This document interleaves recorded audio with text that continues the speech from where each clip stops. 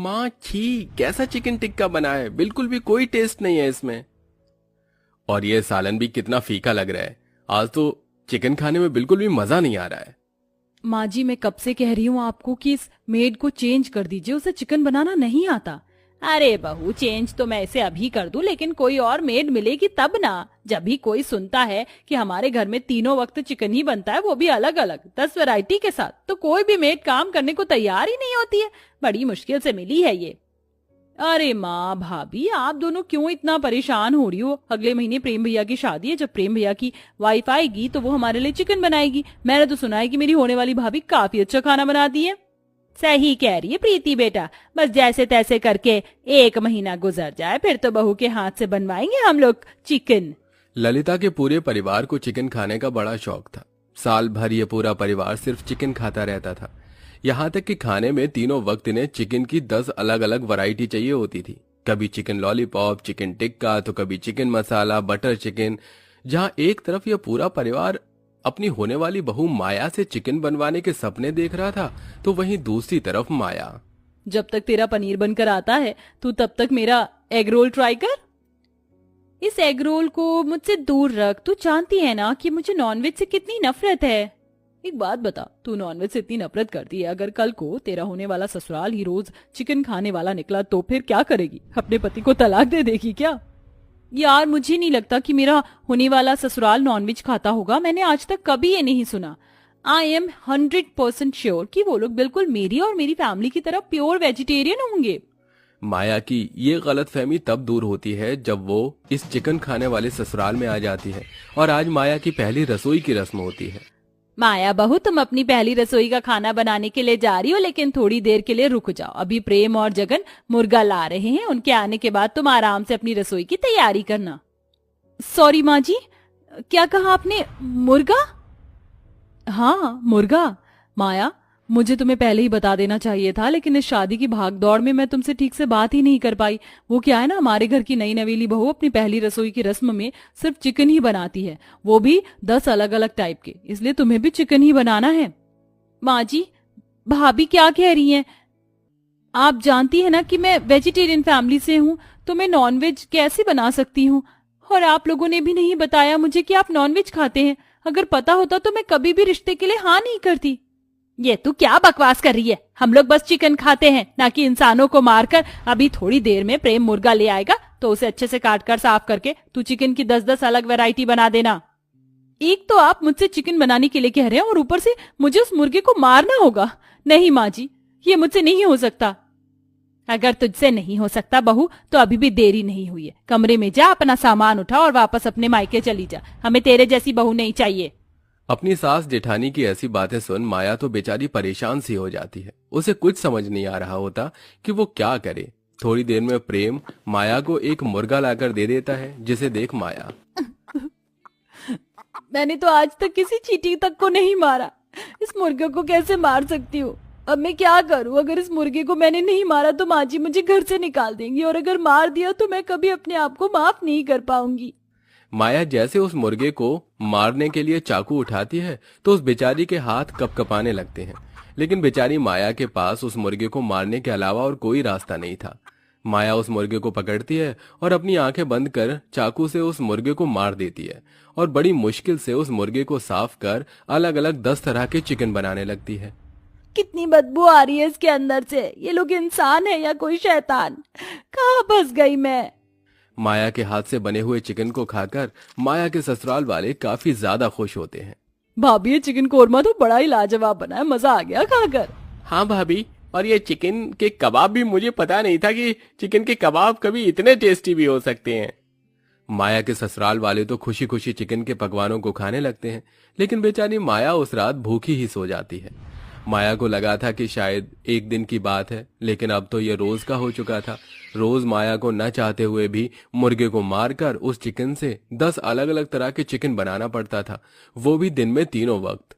Chicken की बदबू से तो मेरा जी घबरा रहा है, ऐसा लग रहा है कि उल्टी होने वाली है।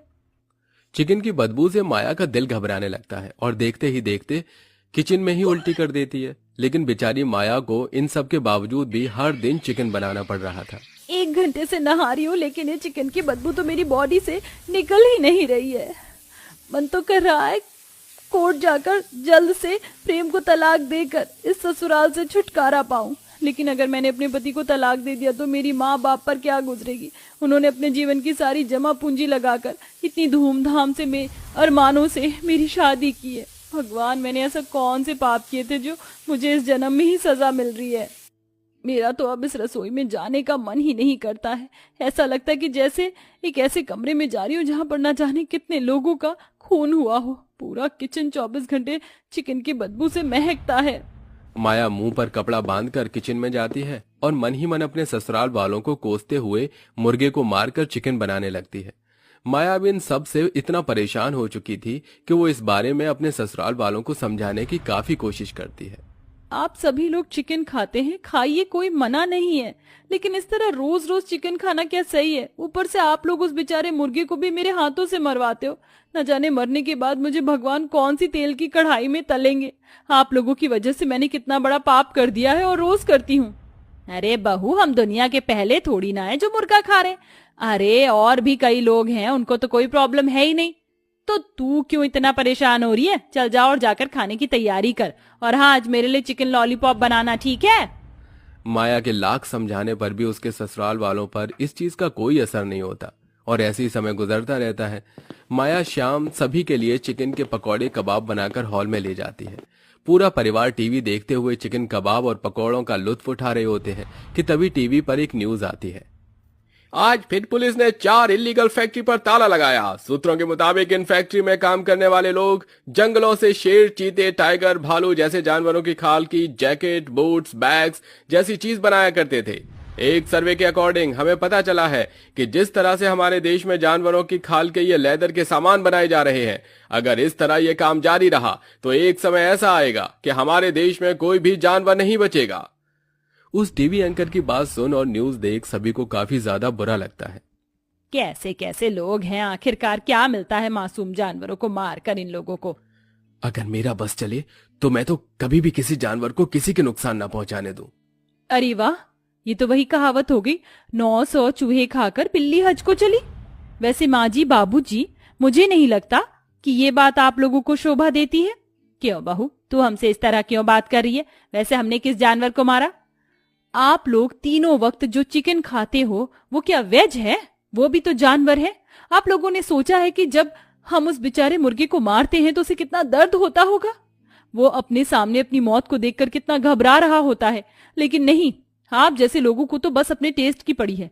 आपको तो बस अपना पेट भरना है, चाहे फिर आपके सामने मुर्गा हो या इंसान ही क्यों ना हो। आने वाले समय में लोग सिर्फ जानवरों को नहीं बल्कि अपने आसपास मौजूद इंसानों को भी मारकर अपनी भूख मिटाने लगेंगे। मुझे तो शर्म आती है कि मैं इस घर की बहू हूँ। मुझे शर्म आती है आप लोगों को अपना परिवार कहते हुए, जो किसी का दर्द समझ नहीं सकता। वो इंसान कहलाने के लायक ही नहीं है। इतना कहकर माया अपने कमरे में चली जाती है। माया की ये बात सुन उसके ससुराल वाले बिल्कुल शांत हो जाते हैं और कोई कुछ नहीं कहता। अगले दिन होते ही माया जैसे ही खाना बनाने के लिए किचन में जाती है तो देखती है कि किचन में कोई भी मुर्गा नहीं है, बल्कि पूरा किचन तो हरी सब्जियों से भरा हुआ है। ये सब क्या है? कि इतनी सारी हरी सब्जियां कहाँ से आई? हम लेकर आए हैं बहू। इसे हमने जो भी कुछ किया है आज तक, उसके लिए शायद हमें भगवान कभी ना माफ करे, लेकिन हम अपनी इस भूल को सुधार तो सकते हैं ना बहू। कल तेरी कभी बात से हमें हमारी गलती का एहसास हो गया, इसलिए अब से हम लोग कभी भी नॉनवेज नहीं खाएंगे। इतने साल से हम चिकन खाते आ रहे हैं तो एकदम से छोड़ना हमारे लिए इतना आसान नहीं है, लेकिन हम वादा करते हैं हम जल्द से जल्द अपनी ये बुरी आदत को छोड़ देंगे। अपने ससुराल वालों की ये बात सुन माया काफी ज्यादा खुश होती है, जिसके बाद अब माया अपनी रसोई में कभी भी चिकन नहीं बनाती और हर रोज टेस्टी टेस्टी वेज खाना बनाती है, जिसके चलते माया के ससुराल वाले बहुत जल्दी अपनी चिकन खाने की आदत को सुधार देते हैं। पूरा ससुराल प्योर वेजिटेरियन बन जाता है। दोस्तों, क्या आप भी नॉन वेजिटेरियन हैं? तो आपको चिकन की कौन सी डिश खाना सबसे ज्यादा पसंद है? उस डिश का नाम हमें कमेंट करके जरूर बताएं।